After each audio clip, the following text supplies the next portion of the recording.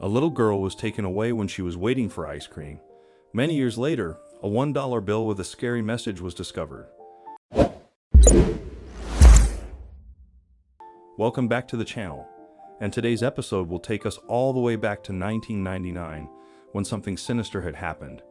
11-year-old Michael Biggs perked up when she thought she heard the music of an ice cream truck around 5:30 p.m. on January 2nd, 1999. She and her younger sister, Kimber, then ran outside, each clutching 2 quarters. Kimber brought the family dog with her, and Michael hopped on Kimber's brand new pink and purple bicycle. As they made their way to the corner of their street, they were joined by several other children from their Mesa, Arizona neighborhood who had also been lured outside by the faint sound of music.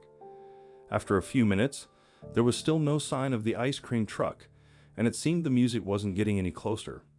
Some of the other children gave up on waiting and went home, but Michael was determined to get a popsicle.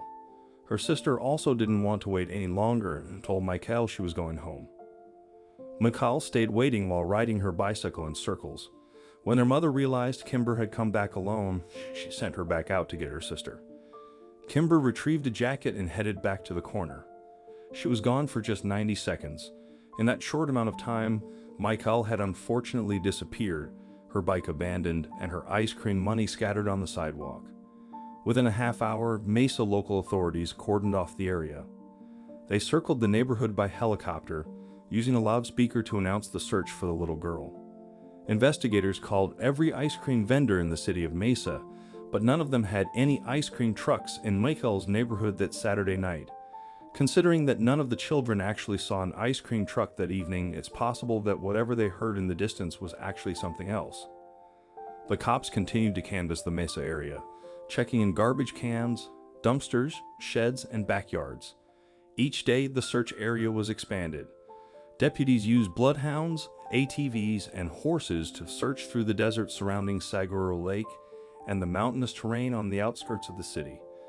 They found nothing that advanced the investigation. As 1999 drew to a close, the case was essentially cold, but detectives refused to give up on it. They promised Tracy and Darian that they were going to keep at it until they found their daughter, but they still had no solid theories. Michael's picture and information were included in a mailing that was sent to nearly 80 million homes all over the United States, and they were hopeful it would generate some new tips. 20 years later, Michael's case became the most popular in Mesa police history. It received over 800 pieces of evidence and over 10,000 tips, but most leading to dead ends. Some of this evidence includes 500 interviews with psychics and over 35 searches of mine shafts in the Santan Mountains.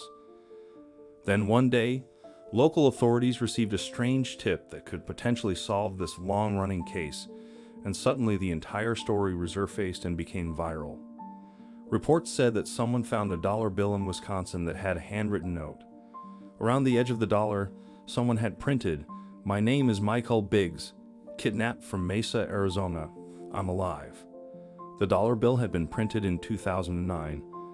Michael would have been 21 years old at the time, but the writing looked like it was written by a child, and her first name is spelled wrong.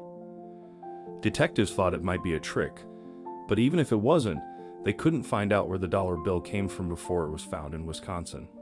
Michael's case is still open, and the Mesa Police Department doesn't know if she's alive or not. Tracy and Darian are still eager to find out what happened to her so they can finally stop feeling so sad for such a long time. What do you think of this story? Let us know in the comments section. Thank you.